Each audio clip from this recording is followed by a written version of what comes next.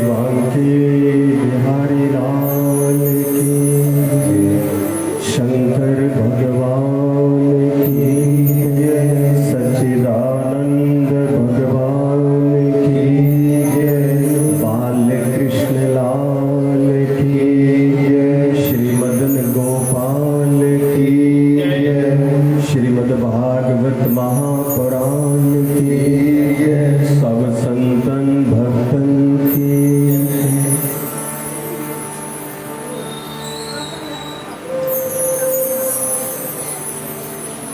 परम पिता परमात्मा के इस पावन अति पावन मधुराति मधुर मंगलाति मंगल विधान में आप सभी श्रोताओं के मंगल कामना करता हुआ इस व्यास मंच से आए हुए समस्त श्रोताओं को मैं अपनी भावाभिव्यक्ति आपके हृदय में बैठे हुए परमात्मा को नमन करता हुआ, प्रणाम करता हुआ, आज हम तीसरे दिन में इस अमृत रस से भरे हुए श्रीमद् भागवत ग्रंथ के आनंद में गोता लगाने जा रहे हैं। आज तीसरा दिन है।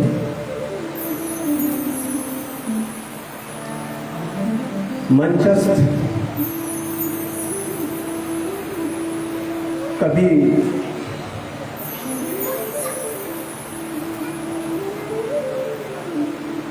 जिसमें बुराई नहीं आती, ऐसा विष्णु भगवान का प्रिय कदली फल, उस कदली फल का विभाजन करते हुए, केले का विभाजन करते हुए, और केला जब आप खाते हो तो 4 जगहों से उसको काट लेते हो, उसका छिलका 4 ढंग से कट जाता है। लगभग आपने देखा होगा, आगे का, पीछे का, दाएं का, बाएं। जितने लोग खाते हैं 4 भागों से छिलका उतरा हुआ खाते हैं, बीच का उसको खाया जाता है। तो ये 4 भाग कभी कभी मुझे धर्म, अर्थ, काम और मोक्ष की भांति दिखाई देते हैं। ऐसा धर्म और अर्थ, काम और मोक्ष की तरफ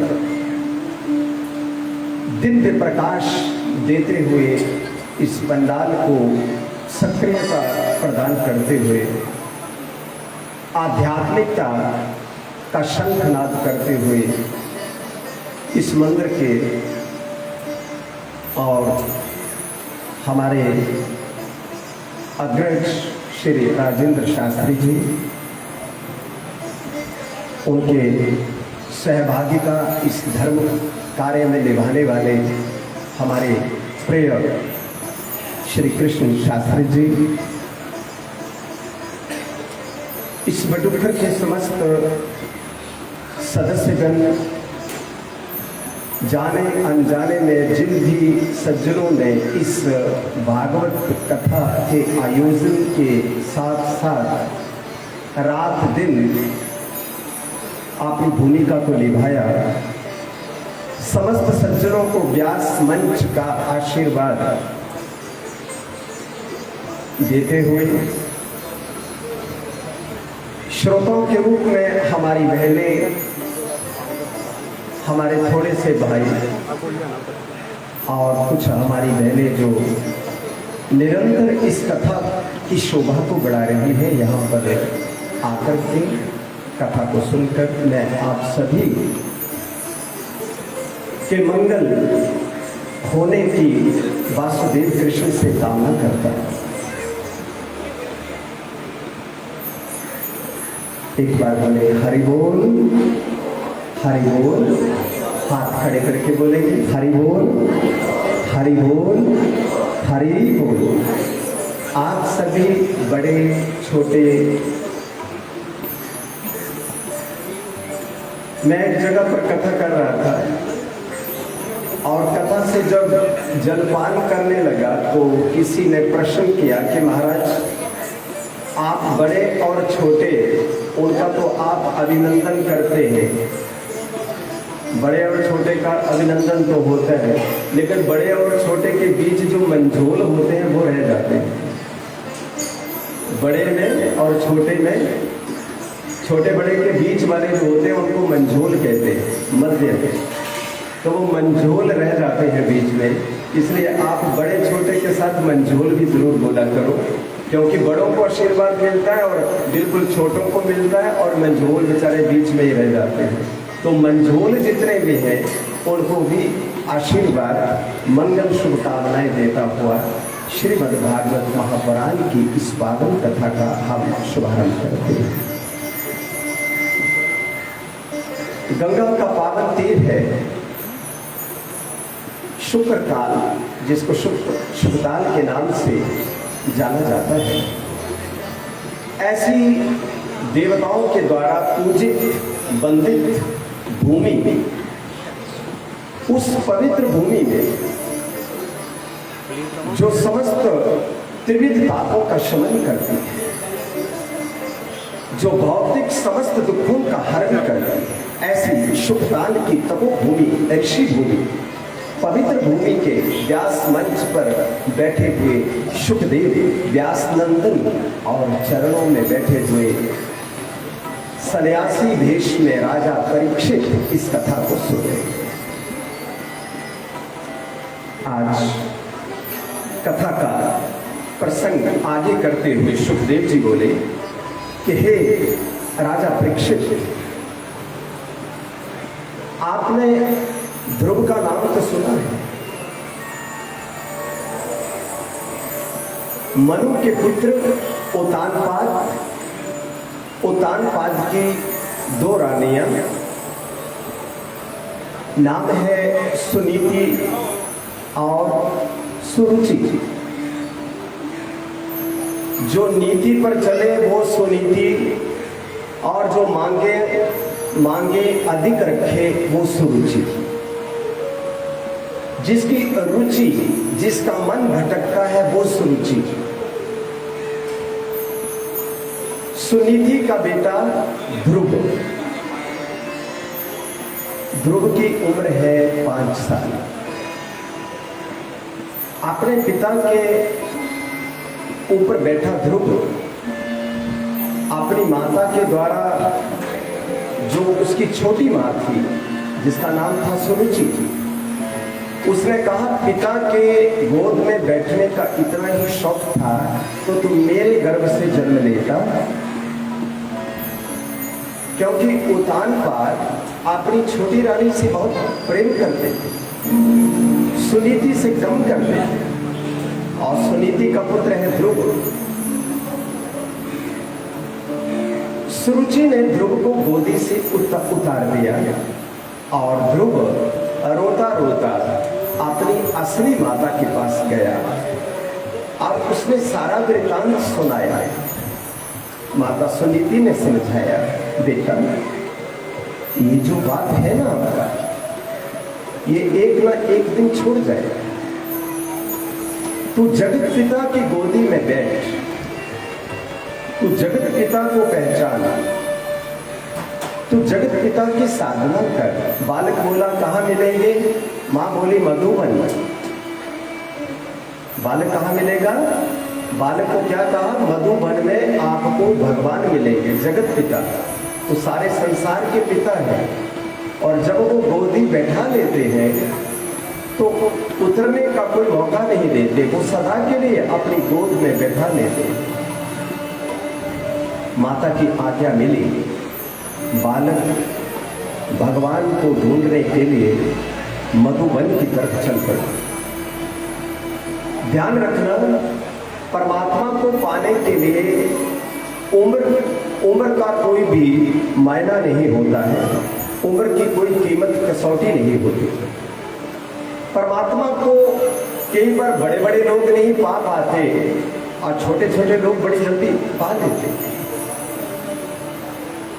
नाते सभा यत्र ना संति वृद्धा। देखो वो सभा ही क्या है जिसमें बुजुर्ग ना हो, बड़े लोग, सीनियर लोग ना हो। नाते वृद्धा ये ना बदलती धर्म। और वो बड़े बूढ़े ही क्या हुए जिनके पास कोई धर्म नहीं है, तो उनका बुढ़ापा किस काम का? जिन्होंने अपनी उम्र में भगवान के साथ लगाव नहीं लगाया, परमात्मा से प्रीति नहीं जोड़ी, वो बुजुर्ग भी क्या है? वो सभा बेकार है जहां वृद्ध लोग ना हो, और वो वृद्ध बेकार है जो परमात्मा के भजन में मगन ना हो, जो परमात्मा के भजन से विमुख हो। और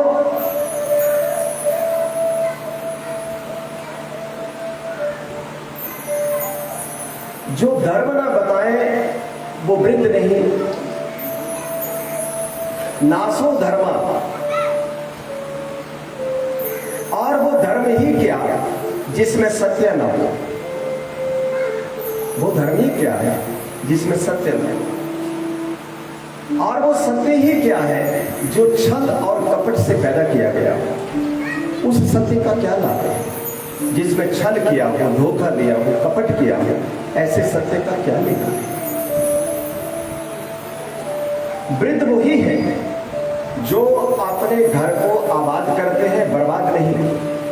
वृद्ध वही है जो आने वाली बहुओं को संभालते हैं, उनको दिशा देते, उनको संस्कार देते, उनको ज्ञान देते, उनको जीने का ढंग बताते। जहां धर्म नहीं,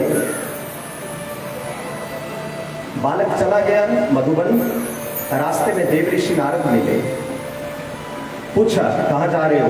बोले जगत पिता को पाने। बोले कोई बच्चों का खेल है, लौटो और वापस जाओ, ऐसे भगवान नहीं मिला करते। बालक बोले मां ने कह दिया है, अब मुझे जाना है। बालक नंगे पांव जा रहा है, विचित्र बात। और नंगे पांव बालक जा रहा है, और नारद के समझाने पर भी वो बालक नहीं समझा। तो देव ऋषि नारद ने विचार किया कि अगर ये जा ही रहा है तो इसको कोई मंत्र दे। तो उन्होंने ओम नमो भगवते वासुदेवाय ये मंत्र दे दिया। कम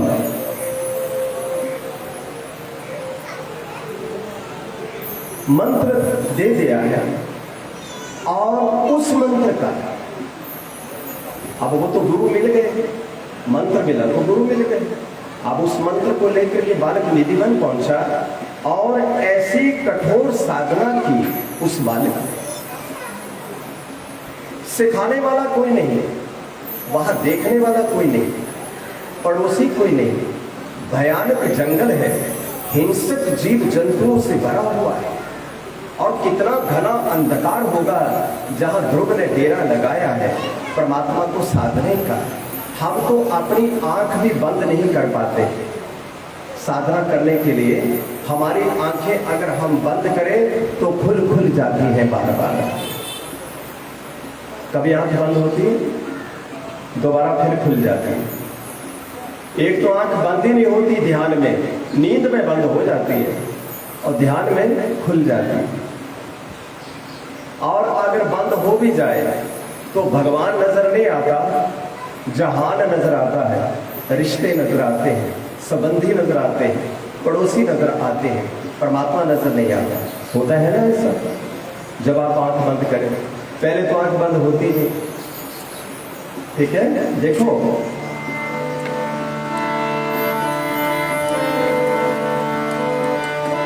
अब आसन कैसा हो। एक संत का भाव है, सोने मंदिर दीप जलाकर, सोने मंदिर दीप जलाकर, आसन से मत डोल रे तो पिया घूंघट के पट खोल रे तो पिया मिले। घूंघट के पट, पहले तो परमात्मा के साथ गहरा प्यार जताने की कोशिश करें, और एक काम करें, धन यौवन का गर्भ न कीजे, धन यौवन का गर्भ न कीजे, झूठा इनका मोल में तो पिया मिले, घूंघट के पट खोल में तो पिया मिले। धन यौवन का घमंड मत करो, ये ज्यादा देर तक नहीं रहेगा। और लगन जब लग गई हो तो मन भटकता नहीं है। मन तभी भटकता है जब लगन लगी नहीं, या फिर लगन लगाने का झूठा ड्रामा हो रहा हो, तब मन भटकता है। जब एक बार लग गई, अब ध्रुव की लग गई, और जिनकी लग गई तो लग गई, तो सज गई। लाला जी मोरी लागी लगन ना तोड़ना। मैंने परसों भी आपसे यही कहा था कि लाला जी मोरी लागी लगन। पहले तो परमात्मा से प्रार्थना करो कि मेरी जो लगन यहाँ तक आ गई है, इस आसन के करीब पंडाल तक आ गई है, हे मेरे परमात्मा अब इसको लगने देना, अब मेरे मन को दाएं बाएं भटकने मत देना, तो कृपा करना। पर एक और बात है ना, परमात्मा ये भी तो कहते हैं कि भाई मैंने तेरे को अक्ल दी है, शक्ल दी है, दिमाग दिया है, आंख दी है, कुछ तो तू भी अक्ल करना। सारा काम मेरे ऊपर ही डालेगा तो। कन्हैया भी तो बड़े चतुर है ना, वो भी तो कहते हैं कि अगर तेरे अंदर मैंने कोई कमी की हो तब तू बता, सामान में कोई कमी है तब बता। तो फिर अपनी अक्ल भी तो लगा, अपना भी तो कुछ सोच। जैसे किसने सोचा, मैंने लीलो गोविंद मोल मायर में, लीलो गोविंद मोल। क्या कह रही है मेरा, लीलो गोविंद बोल। और फिर कोई कहे सांचा तो कोई कहे झूठा, कोई कहे सस्ता तो कोई कहे महंगा। मीरा की भांति लगन लग जाए, धन दौलत से पीछा छूट जाए, आसन में मजबूती आ जाए। जिस आसन पर आप बैठे हो ना, फिर कह रहा हूं, ये धरती माता सब कुछ जानती है, आपकी लगन कितनी लगी पहचानती है। ये पाई पाई का हिसाब मांगेगी आपसे बाद में कि आप भक्ति में बैठे तो कैसे बैठे। ध्रुव ने कभी पानी पिया और नमो भगवते वासुदेवाय करते रहे, कभी जल पिया नमो भगवते वासुदेव कहते रहे, कभी पत्ते खाए ओम नमो भगवते वासुदेवाय कहते रहे, कभी हवा खाई और ओम नमो भगवते वासुदेवाय। वर्षों तक ध्रुव ने साधना की, और वर्षों की साधना के बाद बालक ध्रुव ने अपने सांस को रोक दिया, एक टांग ऊपर उठाई और एक टांग के बल पर खड़े होकर के उन्होंने भगवान को पुकारा। फिर जोर से पुकारा, ओम नमो भगवते वासुदेवाय। राम नाम जपते रहो जब लग घट में प्राण, कभी तो दीन दयाल के भनक पड़े एकांत। कोई तो मौका आएगा कि उसको लगेगा मेरा भक्त पुकार रहा है। अब देखिए, भगवान ने जट से गरुड़ पर बैठ करके मधुबन जाना ही उचित समझा। तीनों लोग कांपने लगे, बालक ध्रुव की तपस्या से तीनों लोग कांपने लगे, और सूर्य का प्रकाश मंद होने लगा, चंद्रमा की चांदनी फीकी होने लगी, हवा बंद होने लगी और सारी दुनिया तड़पने लगी। तब भगवान को लगा, मेरा भक्त छोटा सा बालक मधुबन में बड़ी गहरी मेरी साधना में व्यस्त है, तल्लीन है, मुझे शीघ्र जाना चाहिए। तत्काल भगवान गरुड़ पर सवार हुए, मधुबन पहुंचे तो क्या देखते हैं, मधुबन में जाकर के उन्होंने क्या देखा कि बालक ध्रुव आंखें बंद करके बैठा। अब भगवान सामने प्रकट हुए हैं, चतुर्भुजधारी, शंख चक्र गदा पद्म, और बालक ध्रुव आंखें न खोले, और भगवान ने भीतर के अपने रूप को खिसकाया। बालक ध्रुव के अंतःकरण में जो बालक ने भगवान का रूप बैठाया था, उसको भगवान ने खींच लिया, उसको भगाया, और जैसे ही रूप खींचा तो बालक अपने हृदय में विष्णु भगवान को न देख करके ऐसे तड़प उठा जैसे पानी के बिना मछली तड़प उठती है। और उस तड़प में बालक ने छटपटाहट में जब आंख खोली, नेत्र खोले, तो सामने किसको देखा? नारायण चतुर्भुजधारी